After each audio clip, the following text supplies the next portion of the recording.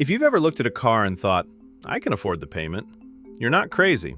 You're just being shown the one number that can hide every other number. Because a payment isn't the price of the car, it's the mask the price wears to get past your brain. Here's the trap. The longer the loan, the easier it is to fit the payment, and the harder it is to ever escape. Today I'm going to show you why millions of people are stuck in car debt they can't trade out of, and how to build a simple system to never get trapped again. Welcome to FinCube, and in this episode, the car payment trap and why it keeps people broke, and the exact escape plan that works even if you already have the payment. This is our game plan. Our starting point is here. You're shopping affordability by payment, or you already signed one. And when we finish, you will have reliable transportation without a payment owning your life and a system that makes you basically immune to dealer games. And to get from start to finish, we're going through 5 checkpoints. 1. Break the payment spell. 2. Expose the underwater math. 3. Decode the dealership shell game. 4. Survive the F&I boss fight. 5. Build the exit plan. Let's start with the most important truth nobody says out loud. The payment is not the deal. The payment is the distraction. Your brain loves monthly numbers because monthly numbers feel like rent, and rent feels normal. But a car isn't rent. A car is an asset that goes down in value, being funded by a debt that charges you rent on money you don't have. So why do we fall for it? Because the payment compresses reality into one digestible bite. Auto affordability stress is real, and it's showing up in the data. Subprime auto loan delinquency has climbed to levels being described as the highest in decades, while prime borrowers remain comparatively stable. That split is part of why this market feels so unfair. So people come in already anxious, already tight, already thinking, just make it fit, just make it work. I need the car. That anxiety makes the payment even more powerful. And here's the trick. Payments are adjustable in like 6 different ways. If I stretch the term, the payment drops. If I bump the rate, the payment can still look okay if I stretch the term more. If I roll your old debt into the new loan, the payment can still be managed if I stretch the term. Payments are like yoga. They can bend in ways your spine cannot. So if someone asks you, what payment are you trying to be at?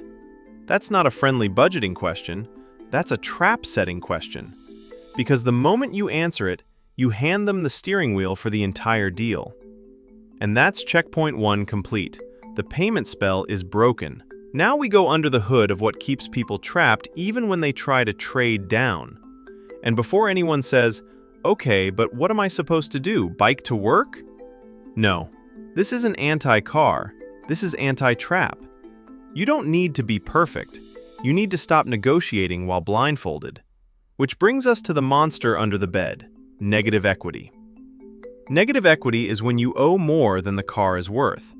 Basically, your loan amount that is left is way more than the money you would get if you were to sell your car today. This happens when you trade in your car often, and especially when you trade in the early and most intense period of your car's depreciation curve. Because in that period, you have 2 very negative forces working against you. Depreciation is lowering your car's value, and at the same time, you are only paying interest on your car loan, so the principal is not going down as much. Another thing to keep in mind is to know your car's worth before you go to trade it in. Most dealerships will often lowball you, and if you don't know the value of your car in the used market, you are likely to fall for this trap. So before you go to trade in your car, go on AutoTrader, Facebook Marketplace, or any other website or app for used vehicles, and look up cars with your car's make, model, year, and similar mileage to find the price range they are selling for. And in 2026, negative equity is mainstream. If you like this content so far, make sure to smash that subscribe button and stay tuned. Now, back to the show. According to Edmunds' analysis for late 2025, 29.3% of trade-ins toward new car purchases were underwater, almost 3 out of 10. and the average negative equity on those underwater trade-ins hit $7,214. Even worse, a record 27% of underwater trade-ins had $10,000 plus in negative equity. Let's translate that into real life. Maya thinks she's doing the responsible thing. She wants to trade down into a cheaper car to lower her payment. But she's $7,214 underwater. So when she buys the cheaper car, she's buying the cheaper car plus the $7,214 hole from the last car. That hole doesn't disappear. It relocates. And the most common way it relocates is into a longer loan. Here's the part that might make you angry. When negative equity is involved, people are more likely to be pushed into longer terms. In that same Edmunds report, 40.7% of new vehicle purchases involving negative equity used an 84-month loan. That's 7 years. 7 years is not a loan. That's a subscription to, I can't do anything else with my money. So what does the trap look like? Maya walks in saying, I need to be around this payment. The salesperson doesn't need to win the whole deal. They just need to win the payment. So they do what dealerships are built to do. They adjust multiple levers at once: price, trade value, down payment, loan term, until the payment hits the number. But the total cost? The total interest? The fact that she's underwater for most of the loan? That doesn't show up in her emotions. It shows up in her future. Here's the sticky part. With long loans, early payments go heavily toward interest. So even if you're paying every month, your loan balance doesn't fall fast enough to catch up with depreciation. Result? You can make payments for years and still be upside down. That's not you being irresponsible, that's math being ruthless. So if you're thinking, why does this feel like quicksand? Because for a lot of people, it is. Now, we just wrapped up checkpoint 2 and exposed the underwater math. Now let's talk about the next layer of pain. Even if you know you're underwater, you still might think, okay, but my car is worth more than they're offering me. Welcome to the valuation gap. Most people think a car has one value. It doesn't. In the real world, there are tiers of value. Retail value is what a dealer lists it for. Private party value is what a regular person pays another, and wholesale value is what dealers use as their baseline. So when you see a listing online for $25,000 and they offer $17,500, it feels like a scam. This is why the single most powerful move you can make is simple. Stop negotiating payment. Negotiate the out-the-door price. Out the door means the total amount it costs to buy the vehicle, including taxes and fees that must be paid. Because once you lock OTD, you can calculate the payment yourself, with your own calculator, in your own time, with your own brain, not under bright lights with someone saying, "So are we doing this today?" If someone says, "We can lower your payment," your brain hears relief. But your financial life should hear, "How?" Because lower payment usually comes from one of 3 places: a longer term, more debt and more risk, that's checkpoint 3 finished. Now let's walk into the place where the damage is finalized. The room where the dealership makes the most profit and the buyer makes the most regret. The finance and insurance office. And I'm not saying everyone in there is a villain. I'm saying the incentives are obvious. If the deal is a pizza, finance and insurance is where they sell you the premium crust, extra cheese, and delivery fee, after you already said yes to being hungry. A classic move is presenting packages: platinum, gold, silver. And each package is shown as a monthly payment. So your brain stays where it's been trained to stay, monthly.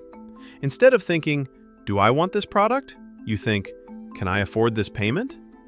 And the worst is when they say the add-on is required by the lender, required on all vehicles. It's already installed. Your response should always be, show me where that requirement exists, in writing. If they can't, it's optional. Now, here's the messy part: gap insurance. With long terms and negative equity, gap insurance becomes more relevant, because if the car gets totaled early, insurance might pay market value, but you still owe far more. If you want gap, do your research. And never walk in without outside financing or at least a pre-approval matters. Congratulations, you just survived the F&I boss fight without getting your loans stuffed. Now we turn this into an actual exit plan. Okay, this is the part that turns fear into control. I'm going to give you the 5 numbers you must know before you sign anything, the 3 exit paths, the rules that make you immune to payment hypnosis forever. Before you sign, you need these 5 numbers in plain sight. Out the door price, OTD, amount financed, APR, term length, and the total cost of borrowing. If the dealer won't give you any of those, walk away. Now, the exit plan depends on your current situation. If you're not underwater, aka you don't have negative equity, your strategy becomes lock out the door. Price first, compare financing offers, keep term as short as possible. Avoid rolling any extras into the loan. Your biggest danger here is lifestyle creep. You might say to yourself, I can afford this nicer trim. I can stretch to the bigger SUV. So here's your rule. Buy the cheapest car that solves the problem your life actually has. Don't let your ego or social pressure make your decisions for you. Now, if you do have negative equity, but you can keep the car, it's simple. Keep the car longer. Because every time you trade, you reset depreciation. And the point of escaping is not getting a different car, it's getting your money back. Here's the simple equity rescue plan. 1. Get your payoff quote. 2. Estimate your current market value of your vehicle. 3. Compute the gap. 4. Stop adding financed accessories. 5. Attack principal. Your goal is to get your loan balance to drop below the car's value. Now, if you have negative equity and you must change vehicles because your car is unreliable or because you can't afford the payment, here are the steps to remember. 1. Find the exact negative equity gap. 2. Bring cash to cover as much gap as possible. 3. Buy cheaper than you think you need. 4. Refuse long terms as the solution. Rolling negative equity into a new loan is how people get trapped for a second cycle. Let me say the quiet part out loud. People aren't trapped because they're dumb. They're trapped because the modern system is optimized to trap you. And the operation runs on one fuel: monthly payment mindset. A car payment is not just a payment. It's a claim on your future options. But remember, the trap only works when the payment is the only number you see. If this helped you, comment down below, give this video a like, and smash that subscribe button. See you in the next one.